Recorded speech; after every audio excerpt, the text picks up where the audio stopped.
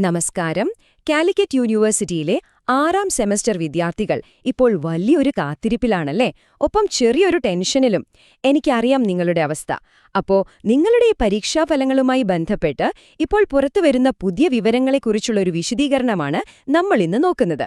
ഒട്ടും സമയം കളയണ്ട, നമുക്ക് നേരെ കാര്യത്തിലേക്ക് കടക്കാം. ഈ റിസൾട്ട് എന്ന് വരും എന്നതിനെക്കുറിച്ചുള്ള കൃത്യമായ വിവരങ്ങളാണ് നമ്മളിന്ന് പരിശോധിക്കുന്നത്.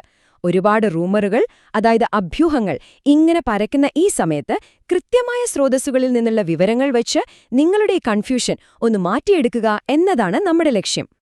അപ്പോ നിങ്ങളുടെയൊക്കെ മനസ്സിലുള്ള ആ വലിയ ചോദ്യം ഇതാണ്: എപ്പോഴാണ് യഥാർത്ഥത്തിൽ ഈ റിസൾട്ട് വരുന്നത്? കഴിഞ്ഞ കുറച്ചു ദിവസങ്ങളായി നിങ്ങളുടെയൊക്കെ വാട്സാപ്പ് ഗ്രൂപ്പുകളിൽ പല തരത്തിലുള്ള മെസ്സേജുകൾ ഇങ്ങനെ തുടർച്ചയായി ഫോർവേഡ് ചെയ്യപ്പെടുന്നുണ്ട്, ശരിയല്ലേ?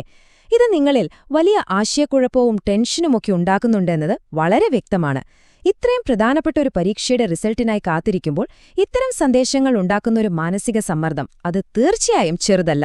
അതുകൊണ്ടുതന്നെ നിലവിൽ നമുക്ക് ലഭ്യമായ വിവരങ്ങളെ ഒന്ന് വ്യക്തമായി വേർതിരിച്ചു മനസ്സിലാക്കാൻ ശ്രമിക്കാം. നോക്കൂ, ഇവിടെ നമ്മൾ പ്രധാനമായും 2 കാര്യങ്ങളാണ് കാണുന്നത്. യൂണിവേഴ്സിറ്റിയിൽ നിന്നും നേരിട്ട് ലഭിച്ച ഔദ്യോഗിക വിവരങ്ങളനുസരിച്ച് അടുത്ത ആഴ്ച റിസൾട്ട് പ്രതീക്ഷിക്കാം. ഇതാണ് ഇപ്പോഴുള്ള ഒഫീഷ്യൽ അറിയിപ്പ്. എന്നാൽ മറുവശത്ത് എന്താണ് സംഭവിക്കുന്നത്? വിദ്യാർത്ഥികൾക്കിടയിൽ വളരെ വേഗത്തിൽ മറ്റൊരു വിവരം സ്പ്രെഡാകുന്നുണ്ട്. അതായത് 12ാം തീയതി അല്ലെങ്കിൽ നാളെ റിസൾട്ട് വരുമെന്നാണ് ആ സന്ദേശത്തിൽ പറയുന്നത്. കണ്ടോ, യൂണിവേഴ്സിറ്റി നൽകുന്ന ഔദ്യോഗിക വിവരവും ഇപ്പോൾ പടരുന്ന ഈ അഭ്യൂഹവും തമ്മിലുള്ള വലിയൊരന്തരം ഇവിടെ വളരെ വ്യക്തമാണ്. ഇതുകൊണ്ട് തന്നെയാണ് നിങ്ങൾക്കിടയിൽ ഇത്രത്തോളം സംശയങ്ങൾ ഉയർന്നു വന്നിരിക്കുന്നതും. ഇനി വിദ്യാർത്ഥികൾക്കിടയിൽ ഇത്രത്തോളം ആശങ്കയുണ്ടാക്കിയ ആ യഥാർത്ഥ വാട്സാപ്പ് മെസ്സേജ് എന്താണെന്ന് നമുക്കൊന്ന് നോക്കാം. മെസ്സേജ് ഇതാണ്: കാലിക്കറ്റ് യൂണിവേഴ്സിറ്റി 6ാം സെമസ്റ്റർ പരീക്ഷാഫലം 12 വരും, അതായത് 4 വരും എന്ന് ഒരു അൺഒഫീഷ്യൽ ഇൻഫർമേഷനുണ്ട്. ഇതിൽ നമ്മൾ അടിവരയിട്ട് ശ്രദ്ധിക്കേണ്ട ഒരു കാര്യമുണ്ട്. ഇതൊരു ഔദ്യോഗികമല്ലാത്ത അഥവാ അൺഒഫീഷ്യൽ സന്ദേശമാണ് എന്ന് അതിൽ തന്നെ വളരെ വ്യക്തമായി തുറന്നു പറയുന്നുണ്ട്, അല്ലേ? അതുകൊണ്ട് യാഥാർത്ഥ്യം എന്താണെന്ന് മനസ്സിലാക്കാൻ യൂണിവേഴ്സിറ്റിയുടെ ഔദ്യോഗിക വിവരവും ഈയൊരു അഭ്യൂഹവും തമ്മിലുള്ള വ്യത്യാസം നമ്മൾ കൃത്യമായി തിരിച്ചറിയേണ്ടത് അത്യാവശ്യമാണ്.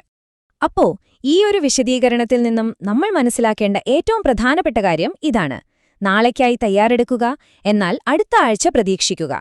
ഈയൊരു വിഷയത്തിൽ ഔദ്യോഗിക സ്ഥിരീകരണമില്ലാത്തതുകൊണ്ട് തന്നെ നിങ്ങളുടെ ടെൻഷൻ കുറയ്ക്കാൻ ഏറ്റവും പ്രാക്ടിക്കലായ വഴി ഇതുതന്നെയാണ്. മാനസികമായി നാളേക്ക് തയ്യാറെടുക്കുന്നത് എന്തുകൊണ്ടും നല്ലതാണ്.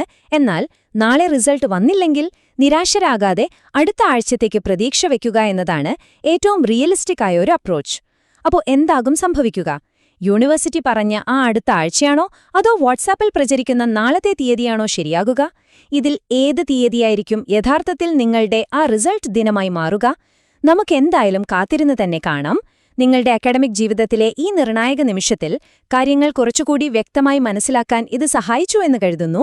എല്ലാവർക്കും മികച്ച വിജയം ആശംസിക്കുന്നു.